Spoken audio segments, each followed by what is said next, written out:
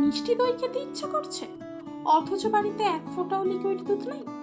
আর চিন্তা নেই, আজ আমি আপনাদের জন্য নিয়ে এসেছি গুঁড়ো দুধ দিয়ে পারফেক্ট মিষ্টি দই রেসিপি।